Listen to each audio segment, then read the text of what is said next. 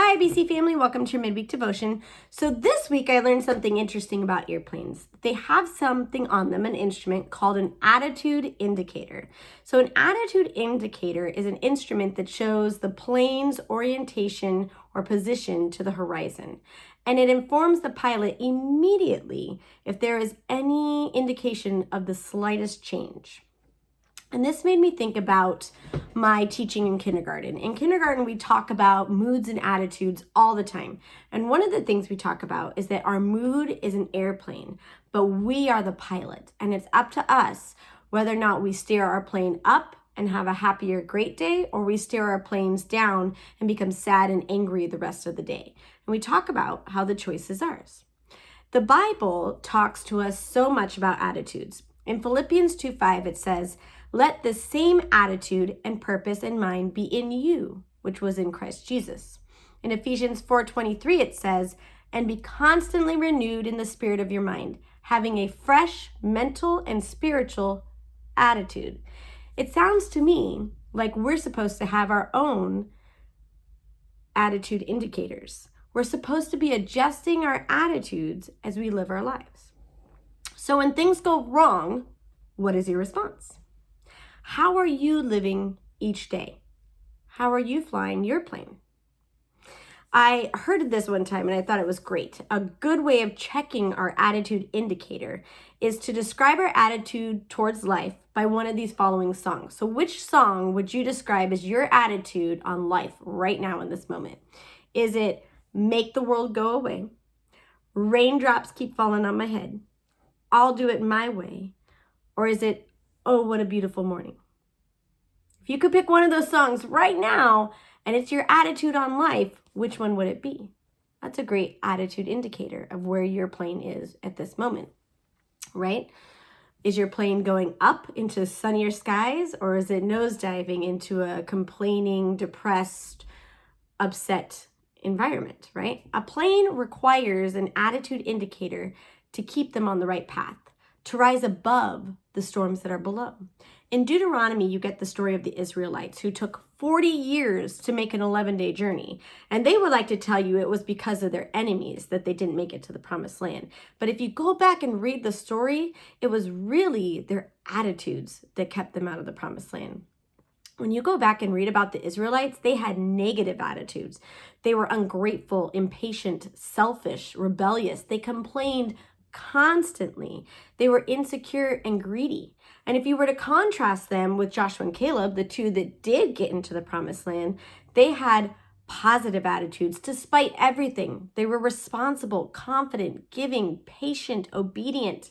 I mean, they waited 40 years to get into the promised land, and not once do you hear them complaining to God or crying in their tent or just so upset and hateful towards the Israelites for making them miss out on the promised land for 40 years.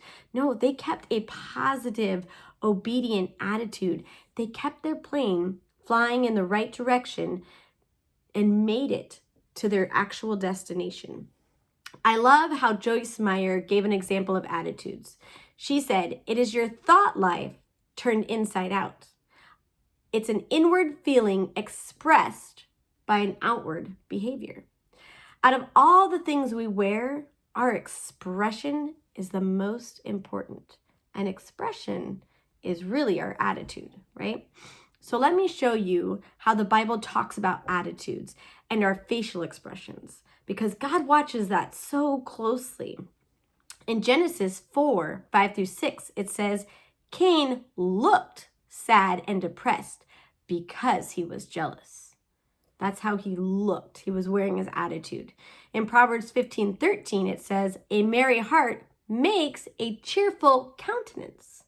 It's talking about your heart. If your heart's cheerful and merry, then it makes your expression and your attitude joyful, right? In Matthew 6:16, it says, "The Pharisees have a sour countenance."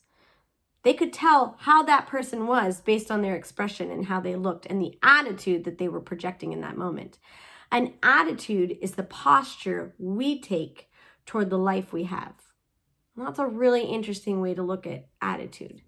It's the posture we take toward the life we had. What is your attitude towards your life right now, your circumstances right now in this moment?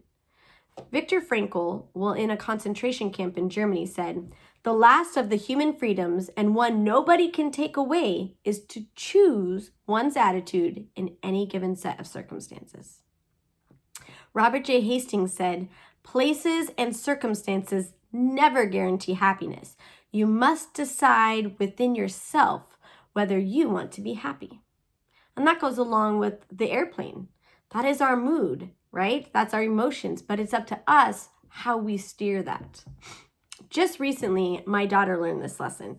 So in a nutshell, back in the fall, we'll say November, she's supposed to have a sleepover at a friend's house, but she got sick, or her brother got sick. And in December, she replanned it again, but there was so much ice and snow, we couldn't make it. And in January, she was going to go to this girl's birthday party and finally have that opportunity, and she spiked a fever. And then after that, we were supposed to go to California for her birthday party. 3 days after missing that, and she ended up having COVID, and we had to cancel our plane tickets, and she didn't get to do her birthday in California. It was canceled, something she had looked forward to this whole time. So she was definitely dealing with her attitude. And rightly so. I mean, she was so angry and so frustrated, and she felt miserable, and she was sad, and her emotions were coming out. But we had a conversation of, it's okay to take a moment and be mad, cry, have your moment, but how are you going to finish out your day? Where are you going to go from here?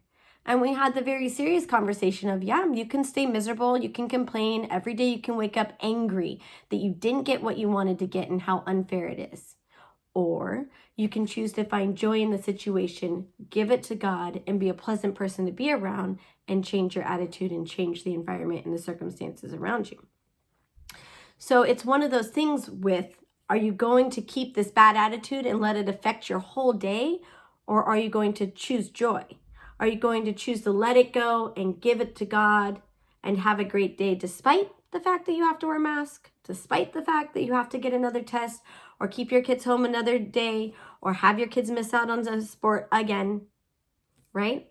It reminded me a lot of when I had a hot air balloon experience, which I think I've talked about before, but I finally got a chance to take a hot air balloon ride with a friend, and it was a cloudy, rainy, dark day. And we were like, man, it's not going to be a lot of fun, but we're going to do it. So we got in the hot air balloon, and you're drifting along in the gray clouds, and then he started to ascend. And now we're in the middle of the clouds, and you can see nothing. And you're like, really? I paid all this money to see nothing? And he ascended again a little bit higher, and all of a sudden, there's blue skies, white fluffy clouds. The sun is there and it's shining. And it was a really amazing moment that if I was standing in the same spot on the ground, it would be dark and dreary and rainy, but just a little bit above, it's sunny and blue and cloudy. It's amazing what happens when you drive your plane up above rather than stay in, right? It's one of those things where we could have chosen to stay on the ground and let the dark and the dreary rain on us and be miserable and complain. Or we could have gone up into the middle of the clouds and been like, this is it, really? Okay, I'd rather go back down. But no, when you're in the middle of those circumstances where it looks like it's dreary and it looks like it's dark, and then you kind of try and get out your scriptures, you try and rise above with your attitude, and now it's even like you can't even see past your own fingers, and you're like, oh my gosh.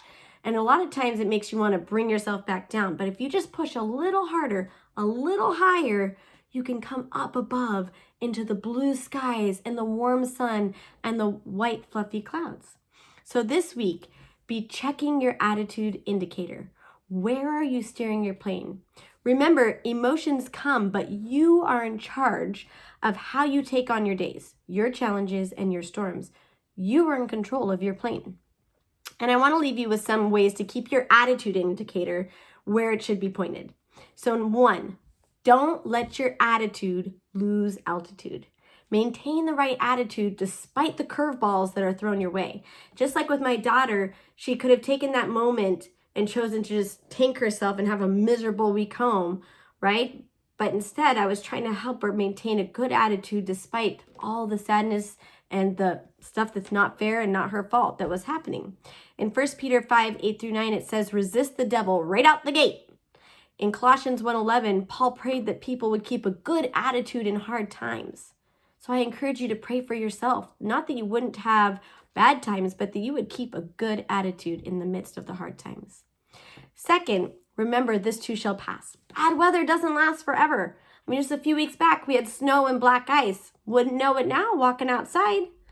It doesn't last forever. So don't let your attitude keep you stuck there forever, like the Israelites did for 40 years. And last, airplanes keep in control. They keep in contact with the control tower. Pilots are always in contact with the control tower to help them on their journey to their destinations. So spend that time with God. One word from God can sustain you through so many things and bring you up above, even when the feelings and emotions aren't there. Joyce Meyer said, attitude is the difference between an obstacle and an opportunity. Joseph's good attitude took him from the pit to the palace. All based on attitude. He kept a positive attitude despite all the stuff that happened to him that wasn't even his fault. But it took him from the pit to the palace. Joshua and Caleb saw the promised land all because they kept checking their attitude indicator and made the right choice to keep the right attitude in the midst of the storms. So choose joy this week. Choose to maintain a good attitude despite all and have an amazing week. Bye.